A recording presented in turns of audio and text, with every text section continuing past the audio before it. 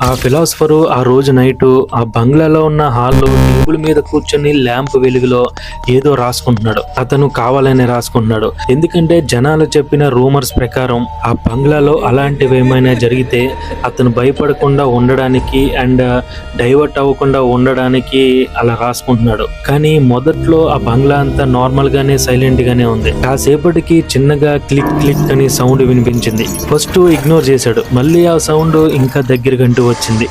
ఇప్పుడు డోర్ దగ్గర ఆ సౌండ్ వినిపిస్తుంది. తర్వాత రూమ్ లోపల వినిపించింది.